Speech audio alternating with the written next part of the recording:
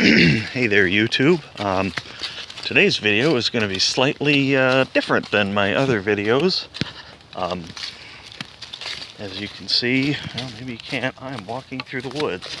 Why am I doing this, you ask? Well, it's kind of an interesting story.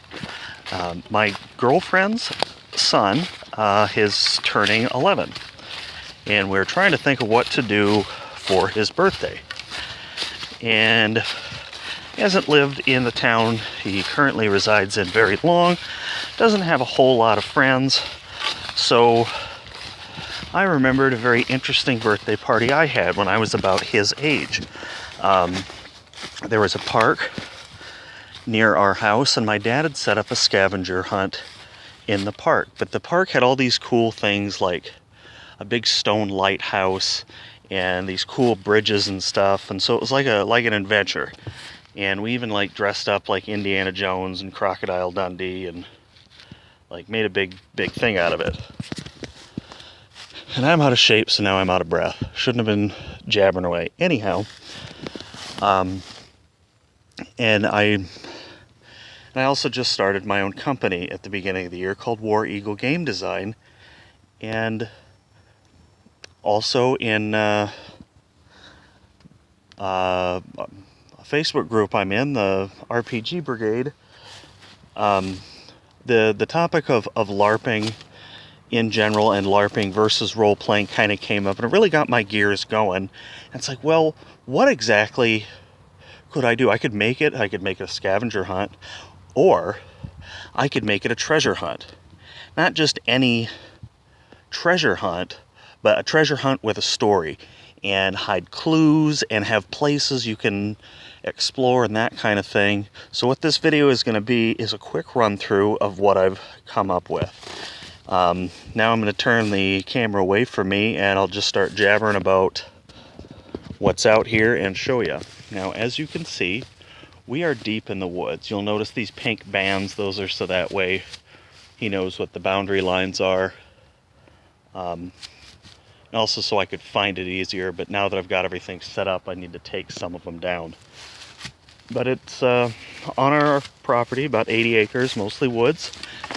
And you start off on this trail, you enter the woods, and first things first, you come up to this intersection. Now what I'm going to do is I'm going to give him a map, and I'm going to give him what I've been referring as a clue book, but it's written as a diary of a skald that went with a band of Vikings that, here's the sign, you can look at it as I jabber, a band of Vikings that ended up attacking a village. That one says the King's Highway, it's kind of hidden. Attacking a village, and when they went back, a fallen tree had prevented them from going back down the river. So in the process of trying to move the boat over land, they ended up damaging it and had no way of getting back. And they got ambushed by a bunch of knights, and the only person that survived was the skald that wrote the book, but he couldn't find out where the treasure chest was buried or how to get back to the treasure chest, and that's what you got to find. And I've made 3 areas, if you can see that there: the battlefield, the graveyard, and the old Viking shipwreck. Now each one of these has a clue that you need all 3 clues in order, or pieces of the puzzle, in order to find the treasure chest and open it up. Now if you see through here, you might already notice what I've got going with the battlefield. Now it's not a whole lot, but keep in mind this is for an 11-year-old, not a group of grown adults. I bought this for like 20 bucks off of Amazon. It was just listed as box of bones. Came with a skull, leg bones, there's part of a spine, there's a hand over there, all sorts of shit. And then I got some cheap weapons at like the dollar store. There's another one there. And if you've seen some of my other videos, you know that I've been making shields. Now I've made a couple of them. I made them cheap and as shitty as possible, and then hacked them as hard as I could with a machete. kind of give them a gnarled edge. And they've been out here a while. Unfortunately, I use tempera paint, which is period correct, except modern tempera paint is washable, which means it has no egg. So it's kind of faded. I might have to end up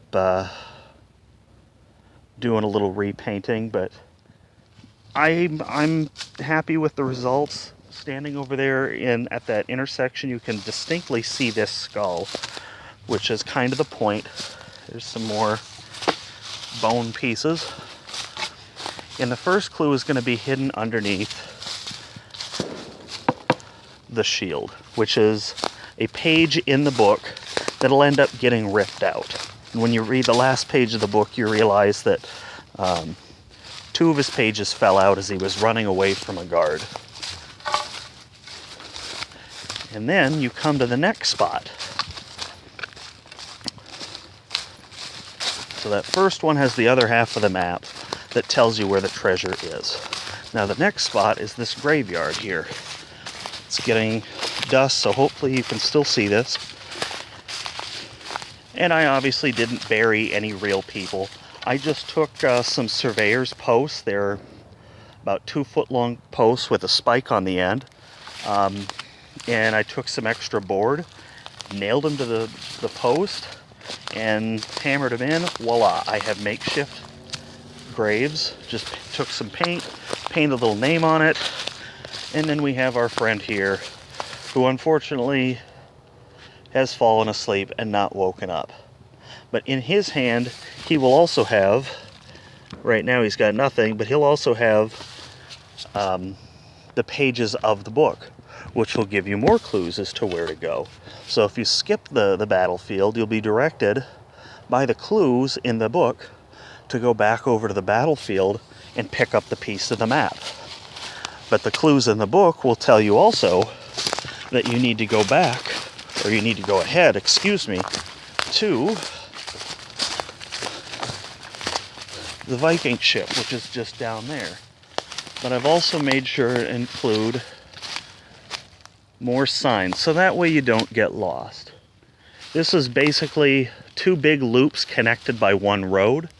You can see those pink tapes on the trees there. That was that 4-way intersection. There's the graveyard again. And then you come back through here. Got some fencing I made so that way you don't wander off the trail too much.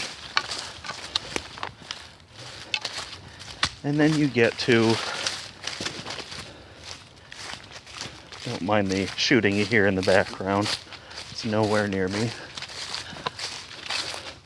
You get to the mast, and I've also put some old oars on the ground. And what I'm going to do is right up in here, hanging out of his mouth, I'm going to put a little leather pouch with that key, which is not just any key, but it is the key to the treasure, which is this way. And the only way you'll know where it is for sure is by finding the map. And he'll start with half of the map, so he knows that he needs to find the other half, and he'll start with a book. Now I've also placed gold coins, hopefully you can see these, along the trail to kind of key in. There's a few more that you're going in the right direction. And then I put these stuffed animals on this log. I don't know why. At the very least, I don't want him walking 75 yards and being like, screw it, and he had 15 more to go. Because here, in the ground, is a half-buried treasure chest with the most gangster ghetto lock I've ever seen on top of it. And in this chest is all of his birthday presents. And while he's doing this, I will be starting a grill going so we can have dinner. And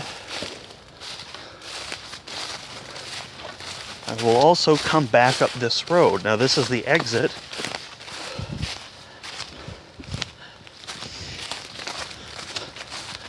Looks more ominous at night, I assure you. But then again, looks kind of ominous during the day too. We've actually had a tornado that came through here. Oh, it's probably been a month now. But it really knocked over a lot of trees, as you can see. And when I went walking in the woods, trying to come up with a place or a area we could do this treasure hunt, I really didn't have to do that much to make the area I just showed you work. It really kind of made its own natural walls. I blocked off a few areas just to kind of corral the participant. And now we come to the end of the trail where I'm going to set up a bench down here and wait. But what I'll end up doing is once I think he's far enough along, I'm going to walk back down that trail. And you can see down there, that leads back to where we started. But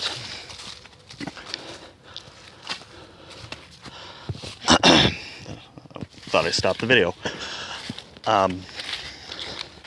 But what I'm going to end up having to do is help him haul that treasure chest out of the woods.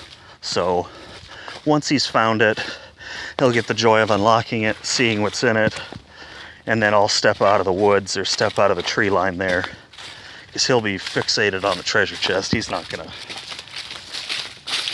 fucking notice me. And help him haul it back, and